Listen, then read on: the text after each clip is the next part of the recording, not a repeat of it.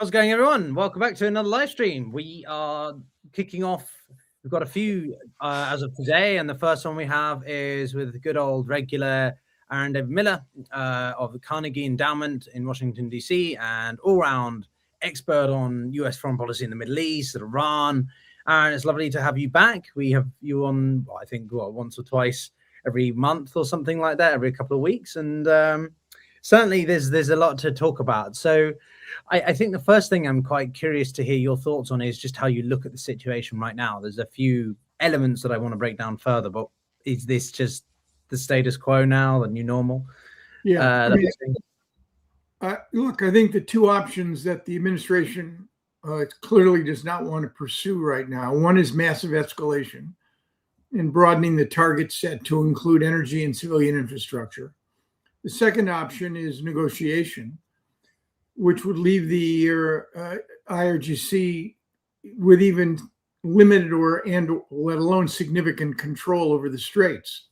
So because the president, and he is the ultimate decision maker here, that's clear, doesn't want to pursue either of these. They've fallen back on what I would argue is the least harmful option at this stage, which is a combination of the blockade and yet to be announced or officially deployed sanctions. We're waiting Monday, the 24th, apparently. Scott Bessent is going to reveal the nature of these sanctions.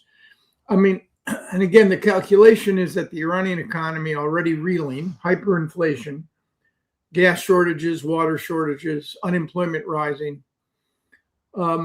These new sanctions, if in fact they involve secondary sanctions, which are designed to cut off any country that does any dealing with Iran via U.S. banks, will have no access to the U.S. financial system. That would mean India, Pakistan, the UAE, which has already begun its own economic sanctions against Iran, would be cut off in a way they've never have been. I find it hard to believe that President Xi, who is due in Washington in September to meet with President Trump, that Trump is going to impose these sorts of sanctions on China. Cutting off these countries from the U.S. financial system is very serious, and it hasn't been done comprehensively, let alone with the sort of duration that the administration is implying. So that's the real question. If you kept this up for weeks, if not months, could this approach break the Iranian economy and force the regime to change its negotiating positions on a couple of core issues? The Iran experts, and I am not one, basically more or less in unison, there are exceptions, basically say probably not. And well before the pain becomes unbearable, the Iranians will retaliate with the one option at their disposal, which is striking the Gulf states severely to include energy infrastructure on a sustained and systematic basis. So whether or not this new approach is designed simply to avoid kinetic activity as the midterms approach, reserving that right after the midterms are over. But what I think it suggests to me is that there is no end right now to this conflict, no discernible pathway, number one. And number two, it's also clear to me that this could last for months more. You know, the University of Chicago and Uppsala in Sweden did a study of every interstate conflict since 1815. The average length of an interstate conflict they found was to be somewhere around 4 to 5 months. We're now in the 6th month. If the conflict goes longer than a year, let's say use Ukraine as an example, it might last many years.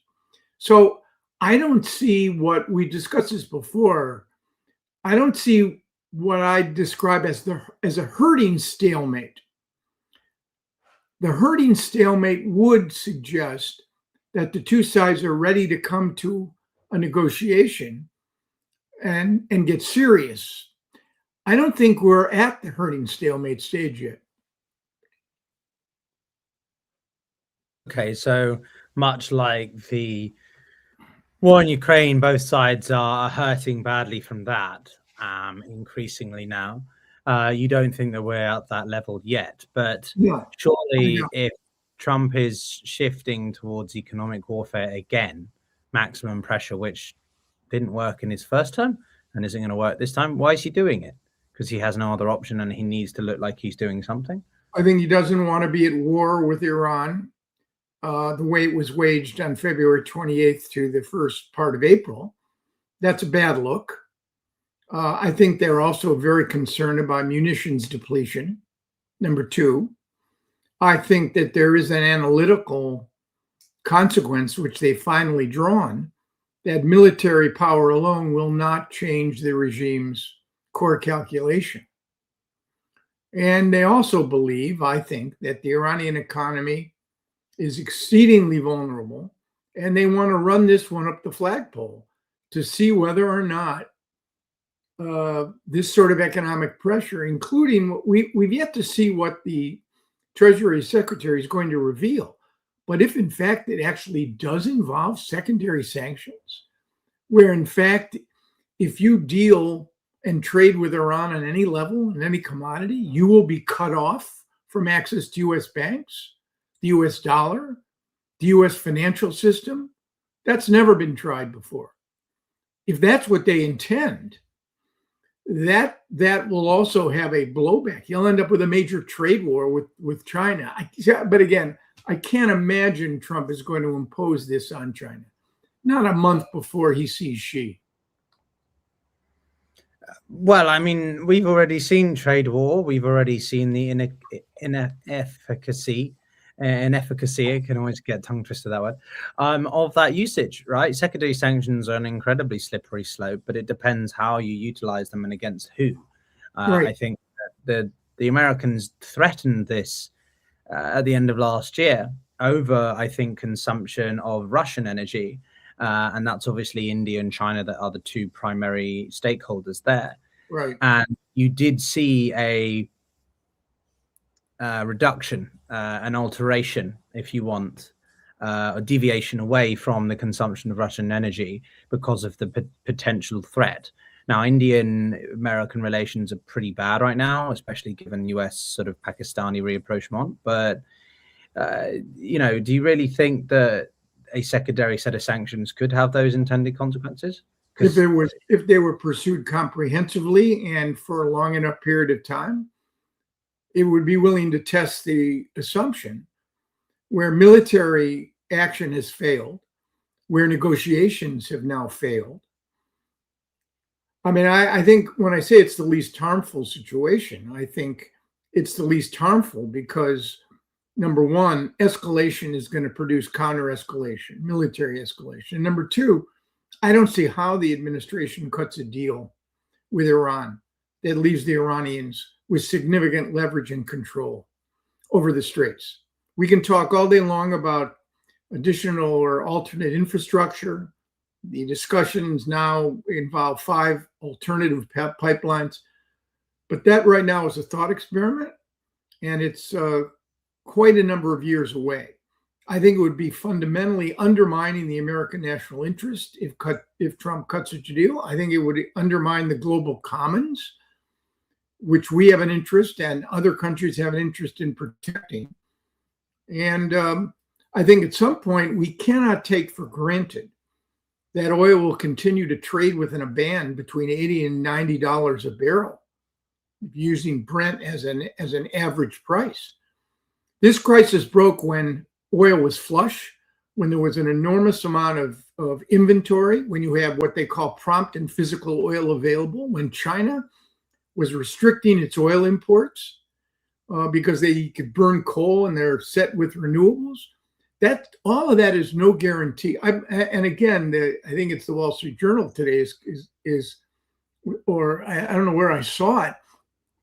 The Chinese have alternative supplies. They do not need to buckle under the threat that there will be no Iranian oil coming to China. And I find it extraordinary. This has got to be one of the only truly international crises in which the only players involved of a significant character are Iran and the US, and you could throw in the Israelis. Where are the Europeans?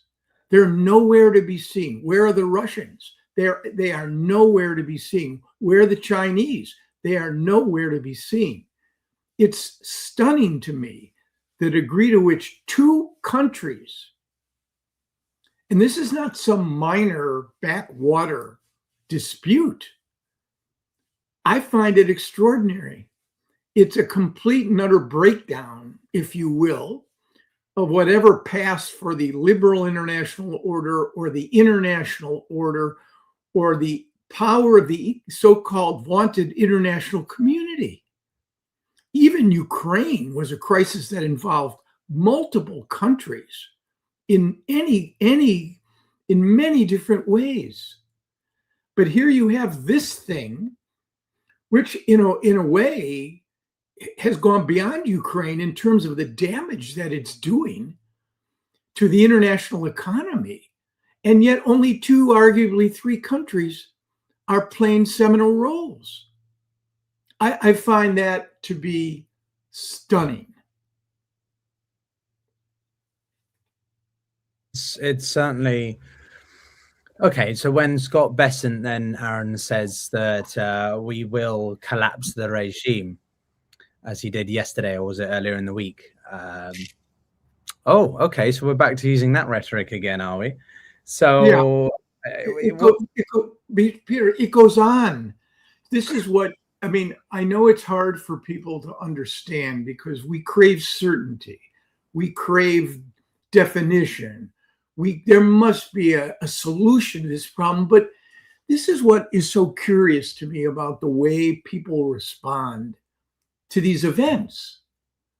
I mean, I don't think I could identify a single significant conflict right now in the international system that you and I could agree on that was on the cusp of resolution, close to resolution, could be resolved within a reasonable period of time. This is not what happens these days. Egyptian-Israeli peace, Good Friday Agreement, what happened in the Balkans, Dayton, where this is all of this stuff has now gone the way of the dodo.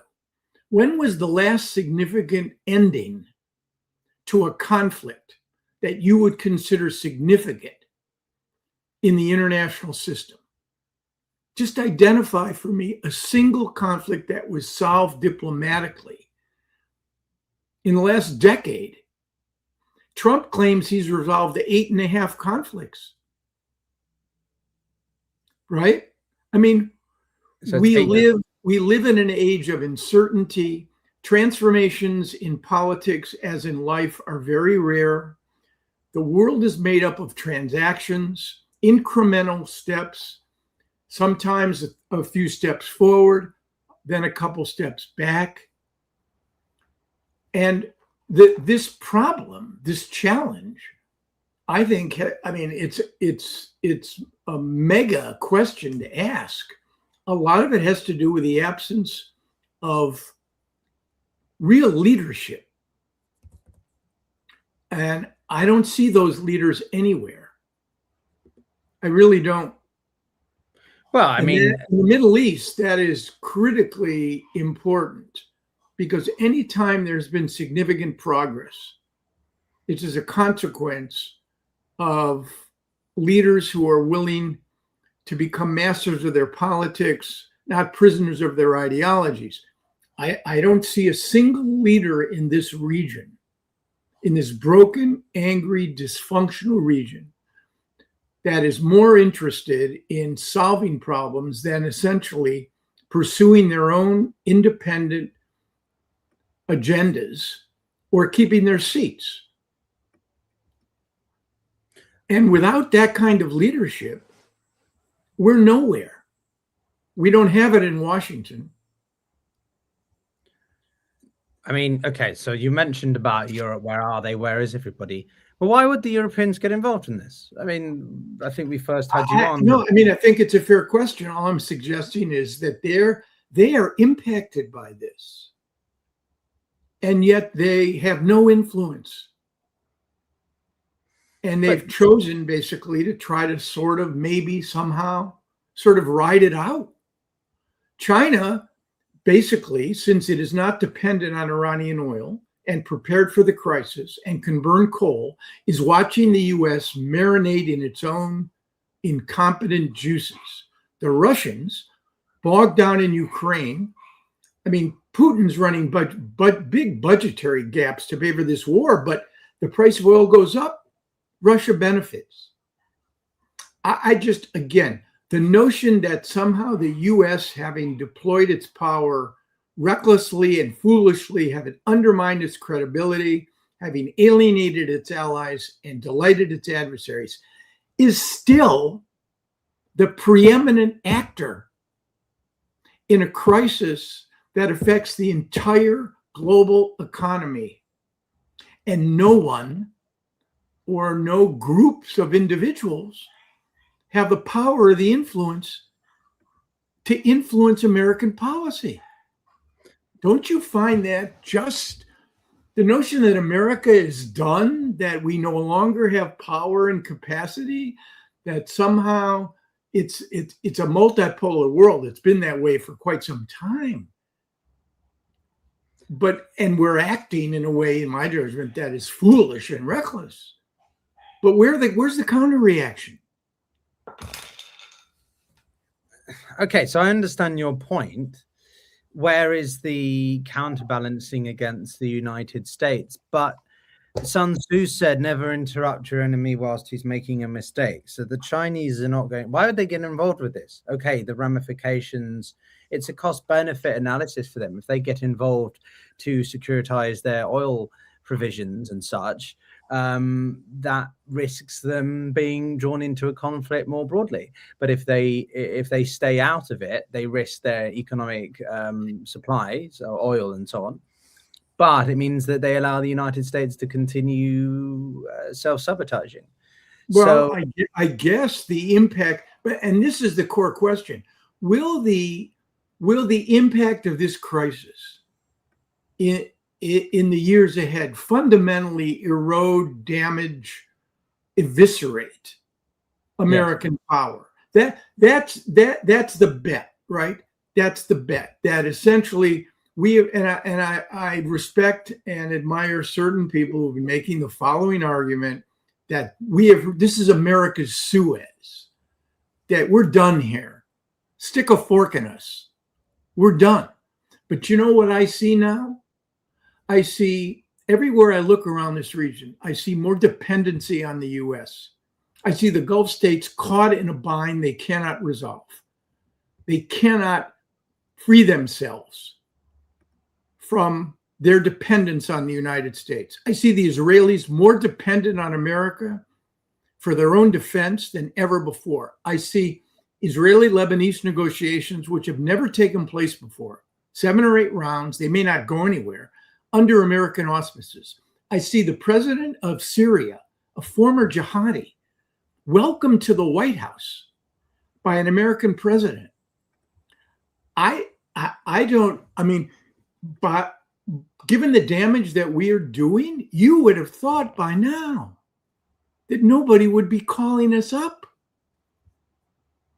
But the fact is, again, it's an analytical point. I do not relish what I'm suggesting to you, but I see it. We're not done. I was told after Vietnam, the U.S. would never lead again. Then it was after Iraq and Afghanistan, the U.S. would never lead again. Then it was after Joe Biden's correct but catastrophic withdrawal from Afghanistan.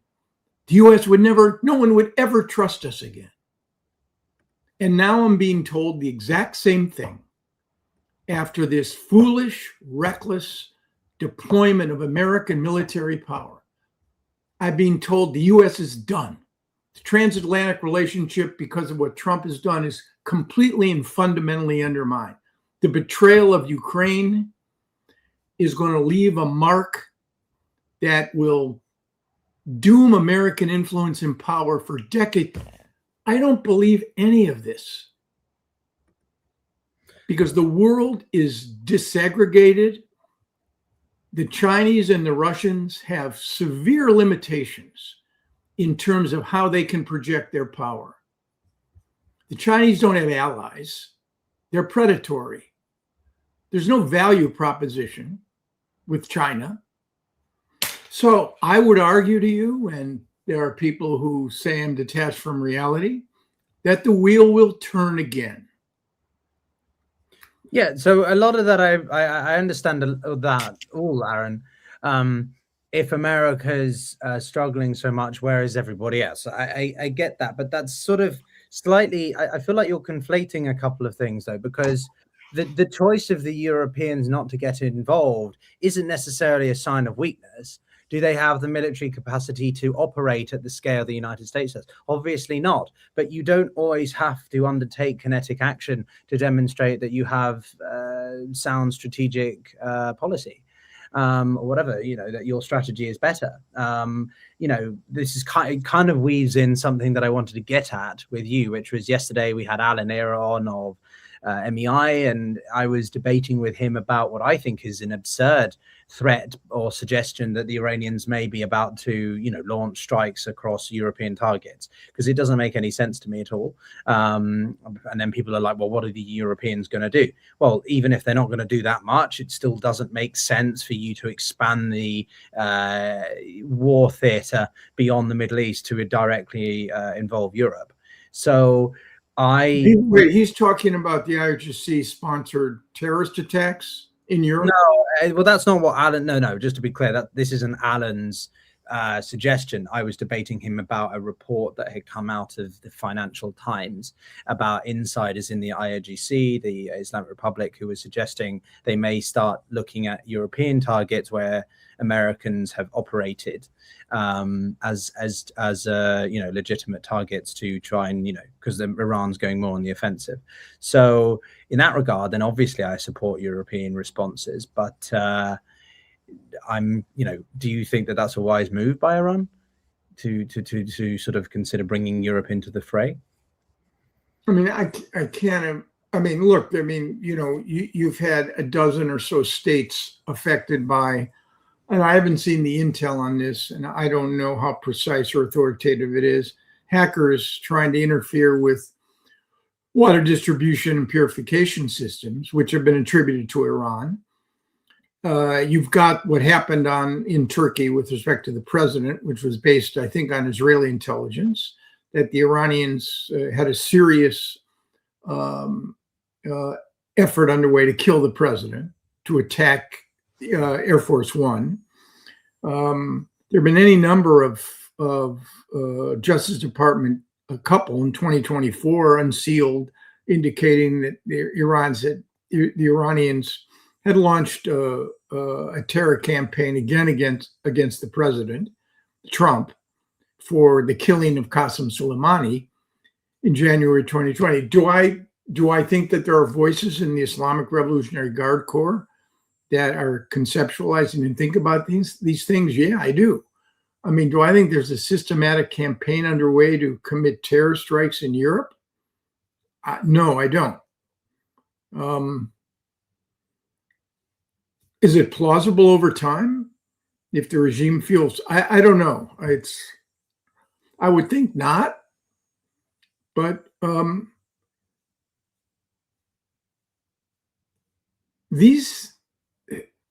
regime clearly believes it's under an existential threat,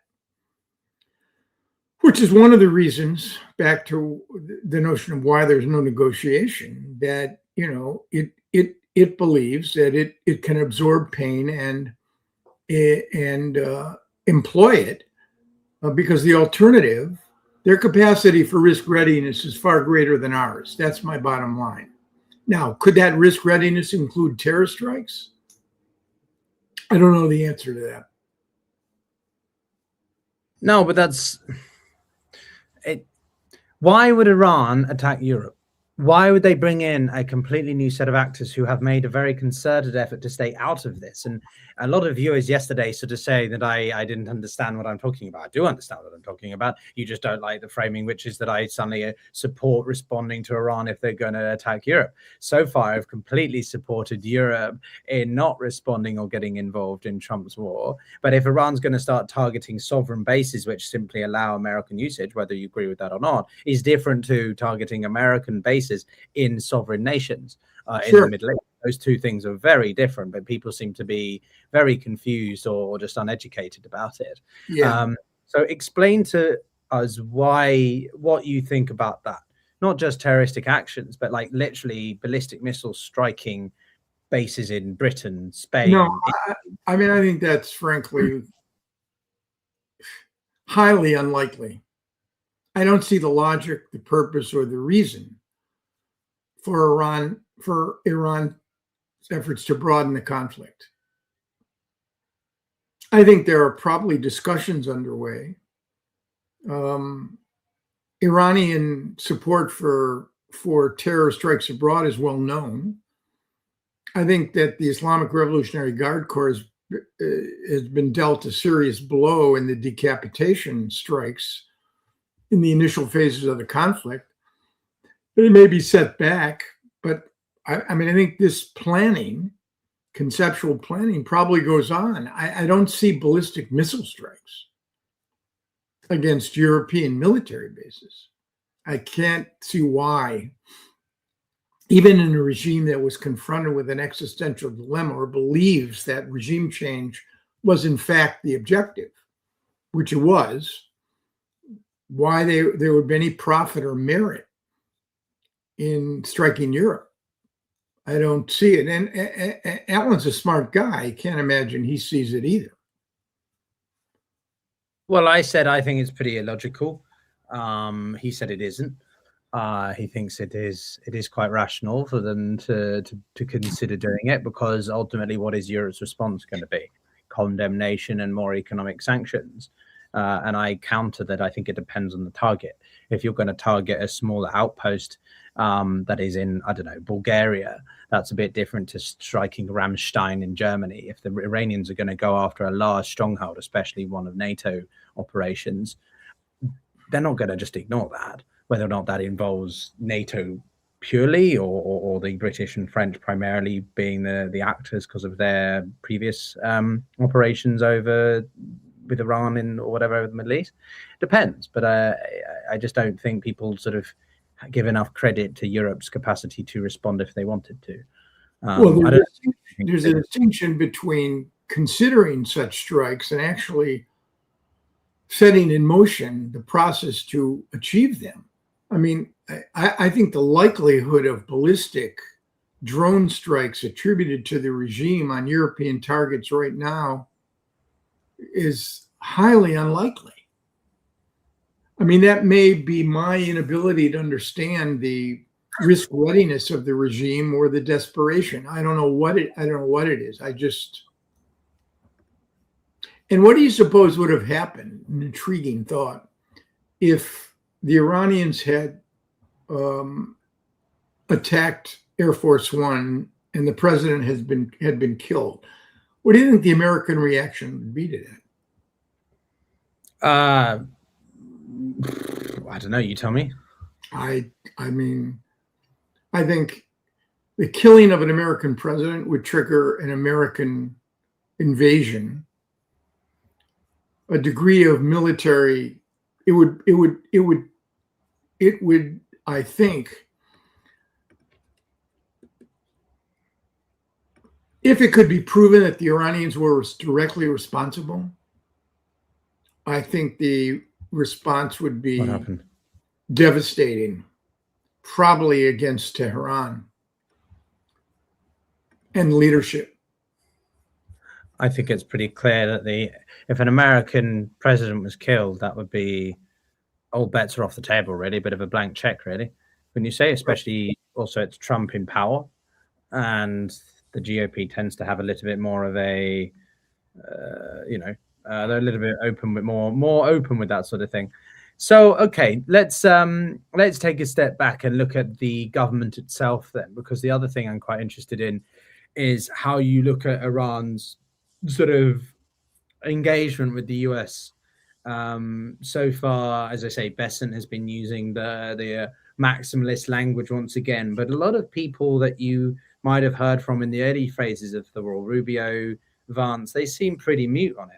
There doesn't seem to be as much day-to-day acknowledgement of the war or the timeliness of it. Trump seems to be trying to distract it with Kim Jong-un and other rapprochements there, brotherly love.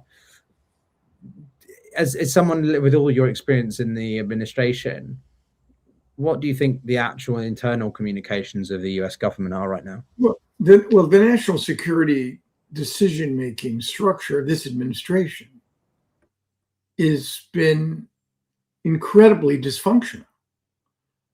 You have a Secretary of State who is essentially, in the face of the gravest and greatest crisis of his presidency, who is essentially missing in action. The way the railroad would normally have been run is that Secretary of State below the president would be the authoritative communicator of American messaging, secretary in conjunction with the National Security Advisor. And sadly, for the Republic, Rubio is both the Secretary of State and the National Security Advisor, a role played only once before by Henry Kissinger. And he ain't no Henry Kissinger. But you'd have a Secretary of State who would be managing this diplomacy and a National Security Council that would be structuring the decision-making, drawing on the relevant parts of the U.S. government, including the Treasury and CIA and the Office of the Director of National Intelligence and Homeland. And you'd have structured messaging. You would not have deployed the president's best friend and his son-in-law to negotiate three of the most difficult conflicts in the international system: Russia, Ukraine, Israel, Gaza, and the US and Iran. If there were a university that granted degrees in strategic malpractice, the Trump administration would graduate summa cum laude. It's terrifying to me, the degree of indecision or decisions that are not thought through with any sense of implication or consequence. And it was clear from the inception of the selling of this war. You have to distinguish in this government between loyalty and fealty. And loyalty is critically important. I worked in administrations, Jimmy Carter to Bush 43, worked for half a dozen secretaries of state. If I didn't like the policy or I thought it was morally or ethically violating my own standards, I would have left, resigned. I was loyal, but with no sense of fealty, no sense of submission or obsequiousness in the face of a policy that so many of the president's advisors knew was misplaced, to say the least. And the New York Times reported that in the wake of that fateful briefing on February 11th, when Benjamin Netanyahu briefed the president and the director of Mossad, David Barnea, was on a video, the New York Times reports that there was some pushback. But there's a difference between saying the Israelis are overselling, or someone, was it Rubio, said this was bullshit, and basically sitting down with the president and laying out the consequences. So I think it's not unusual that the vice president is nowhere to be seen, or he's out there, as he said this week, touting that the real problem with Iran is not the nuclear problem, it's gas prices and the straits, or that Marco Rubio has been dealing with Venezuela and Cuba and is not overseen and is not the most consequential actor in the president's national security space. That to me goes along with the territory. Trump Trump said in the wake of Venezuela that the only constraint that exists on me is the morality of my own mind. He is the decision maker. And that, in my judgment, insufficiently briefed, with no sense of curiosity. I mentioned this to you before. As a young intelligence analyst at State Department following Lebanon and the Palestinians in '83, I'm sitting at my desk and the phone rings, and it's the White House Operations Center. The next voice I hear is the Vice President, George H.W. Bush, who says to me, I read one of your memos on Lebanon. I know you're busy. Do you have a few minutes to talk about it?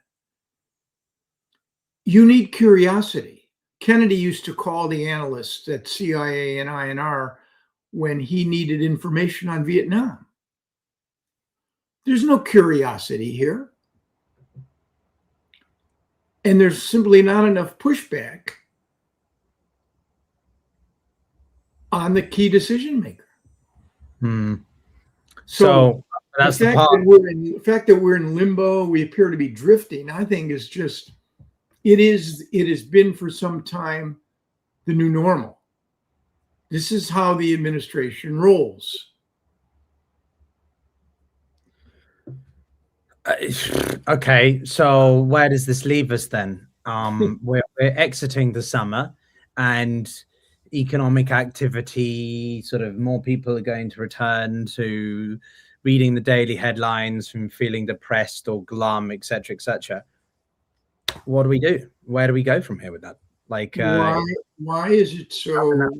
But why aren't you comfortable with the fact that we're stuck?